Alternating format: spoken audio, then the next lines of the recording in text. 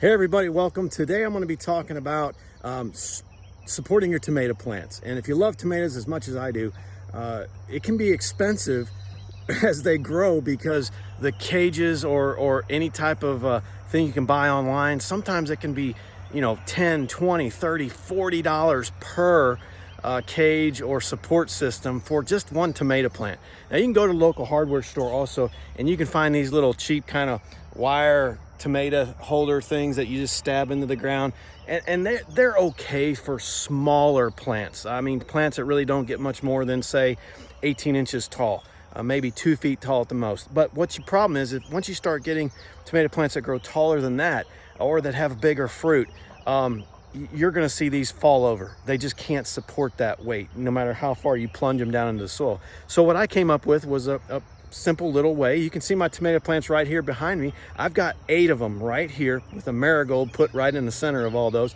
But what I did was I went to the hardware store and I simply just got 3 fence posts. These are 7-footers, and I drove them down to about 5.5 feet up above ground, so 1.5 feet down.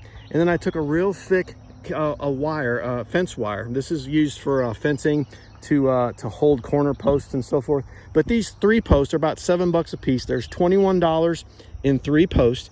This wire is about $10 for 30 feet. And then I got some what's called juke twine on Amazon for about $5 for about 100 yards or so. And I just simply took the twine, tied it to this wire, and then strung it down to a real healthy part of the plant, and then just that's what's holding it up. It's just a simple suspension, kind of like a suspension bridge, if you will. And here's another one. And what I use is a little slip knot here. So when I need to tighten it as the plant grows, I just pull it, cinch it a little closer, and tie another slip knot. But notice how it's supporting the plant, holding the plant up.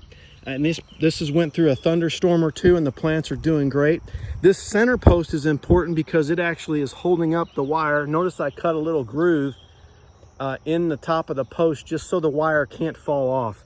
But essentially that's it. That's how these plants are being supported. So there's 8 plants. There's the marigold I was just talking about. These are great for keeping insects away. But these are Cherokee purple tomatoes, and they're looking really great. Of course, I do prune the bottoms.